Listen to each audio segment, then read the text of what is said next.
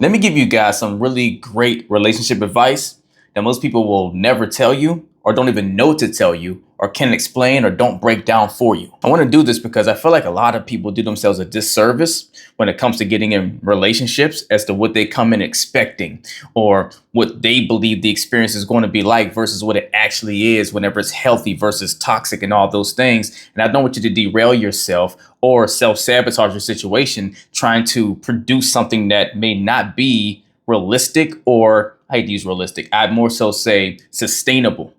First thing people never tell you is you got to learn to fight fair, right? See, people are always trying to act like arguments and disagreements are never going to happen in a relationship, or like they're never supposed to. And where, yes, you shouldn't be actually arguing, you should be debating at best, right? And you shouldn't be really fighting, right? You should be conversing through things, but emotions get elevated. There's going to be times where someone's going to blow up, someone's going to be, at their pushing point, right? Where that button gets pushed and they lash out some or whatever. Not in a really toxic way. That should not be acceptable. But people are going to have their moments of emotional heightenedness, if you will, if that's even a word. So disagreements are inevitable.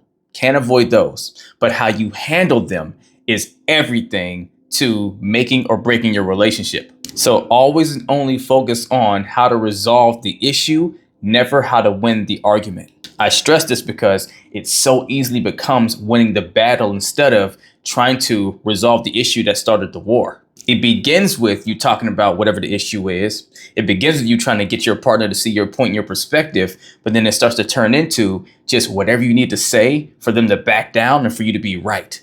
So you don't lose any ground. You don't lose any power in the situation. You don't feel like you're being controlled or being overrun, right? So your ego can be fed, but your relationship is being starved. So whenever emotions are at their highest, I want you to always ask yourself, is what I'm saying or how I'm approaching this or how I'm responding to this in a way that helps us towards our resolution, towards our goal of peace and unity?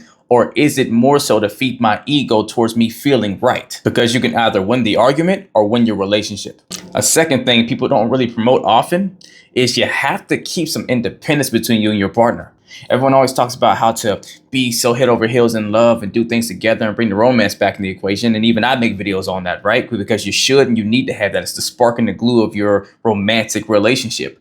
But every bit as important as it is to be unified in that regard, also is to be an autonomous individual. We so quickly forget the reason why we fell in love with that person we're with and we wanted to be with them is because of the individual we met and who we fell in love with. If you spend too much time always being conjoined with your partner at the hip and you're never doing things that let you still be the individual that you were, that your partner fell in love with, then you cease to stop being that person. You start becoming a byproduct of who you are with them and losing a sense of who you are without them. And our identity, who we are outside of our partner, is everything, because that's how you self-identify as a person when you look at yourself in the mirror, right? That's how you don't get off track of the self-care things you need to be doing for yourself, the self-love, the things to take care of your dreams and your goals and aspirations, to be that vibrant, happy, fulfilled person that your partner wants to have in their life. When you get too far away from those things and you become too heavily integrated with your partner, then now literally the spark that makes you you at your best is not being fed. And in short, you guys just need space to miss each other. Be independent, have your own schedule still, so you give yourself time away from each other so you can actually build up that absence to remember and really help you be grateful for your partner. See, when you're always around each other, it's easy to start seeing all the quirks and the things that, annoys you about your partner, but it's very easily to forget about all the awesome things that you appreciate them for, right? So sometimes the gift of their absence helps in you starting to refocus and always stay in a space of appreciation and gratitude for them versus taking them for granted. And piggybacking off of not taking your partner for granted, something that doesn't nearly get talked about enough is you have to do a way better job of listening more than you talk in your relationship, right?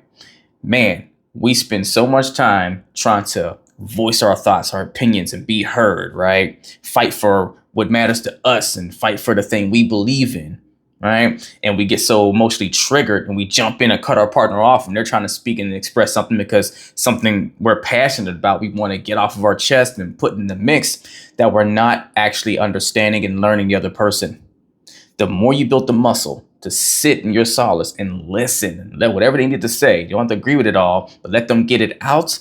Telling you, it's going to be a game changer for your ability to understand your partner and understand how to navigate them better to get the results you're looking to get from them. Now, this can be very challenging for all of us to do. It definitely is for me at times, right?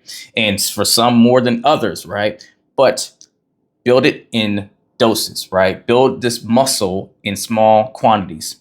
When you get into your next heated conversation, say to yourself, all right, I'm going to be quiet and not interrupt them for 5 seconds solid, right? Then next, move up to 10, move up to 20, move up to 30 seconds, right? To where you get up to at least a minute or so to where you're not going to interrupt them no matter what they're saying so they can express and get it out. Another big thing doesn't get touched on nearly enough. You have to create relationship boundaries with your partner. Yes, we have individual boundaries for ourselves and all that stuff, but you need to have something you agree on with your partner that protects that space and that autonomy that you guys both need. Right? You have to do that so that you guys can both honor and make sure that you're not overstepping a line or barriers that your partner needs to be that healthy, full, vibrant person they want to be for you. And sometimes it can easily go unnoticed because we don't want to be a bother to our partner. We are lenient to them because we love them and everything else. And we'll let them step into spaces or violate lines that we really need to self-preserve ourselves because it's not really that big of a deal or it's not that huge of a thing that they're doing. But over time, it keeps stripping you away from maybe something that you need and you require to be the best you. And another one, please, please, please remember to celebrate the small wins.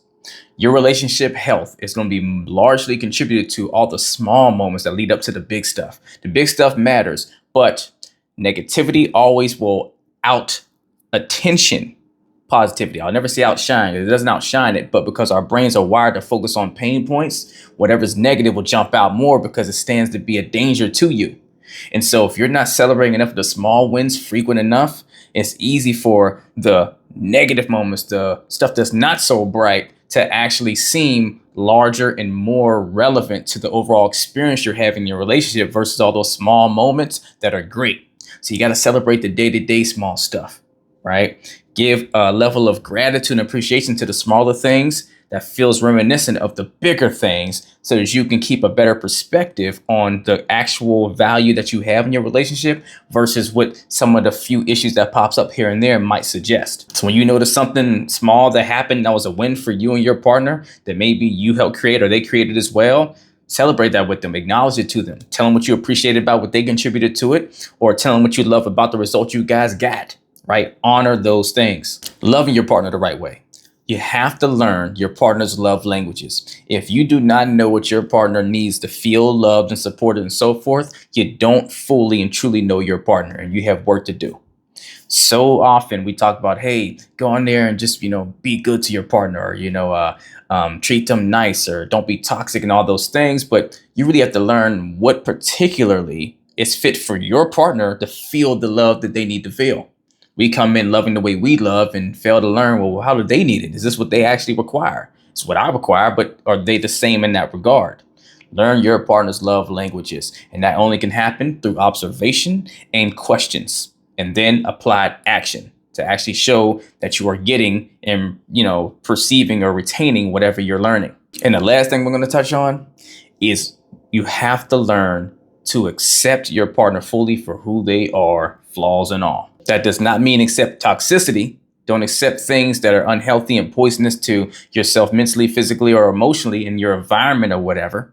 But you have to stop trying to come into a relationship expecting people to change for you, right? Expecting people to mold into what you see the potential that they could be. No, embrace who they are from day one, as that's the person they're going to be, and help try to assist them building on top of that, but don't go in with the expectation that they will become anything more than what they already are. And this is where a lot of women get caught up because they come in with a man dating the potential of who he could be versus who he's showing you he is right now. Yes, we all can elevate and evolve, but are they already showing that they're living in those frameworks already, right? We don't date potential. We don't get into relationships with potential, only with the product. Right? Who is this person and who can they be from here? But who are they as I'm seeing them now? And can I embrace and accept that person as long as that person is healthy and so forth? And then how do we build from there? Because people make this really, really bad assumption that when you get close enough to someone or you pour enough into them, because you're so valuable to them that they're going to change for you. Understand and hear this. Someone will never change for you more than them being ready to change for themselves. The people that do seemingly change for someone is because they actually saw value in being this better person for themselves as much as they wanted to be it for their partner. If your partner does not see that they truly want to be this person you want them to be, they never will change for you. You never matter nearly as much to your partner as they do to themselves. That's for all of us. And that's rightfully so. No one should ever change for you. They should only change if they see the benefits and really believe in that change that they want to make. That's all I wanted to say. And I hope you guys just take heed to whatever you found value in with that advice and apply it to your relationship to get the results you want. Let's get it.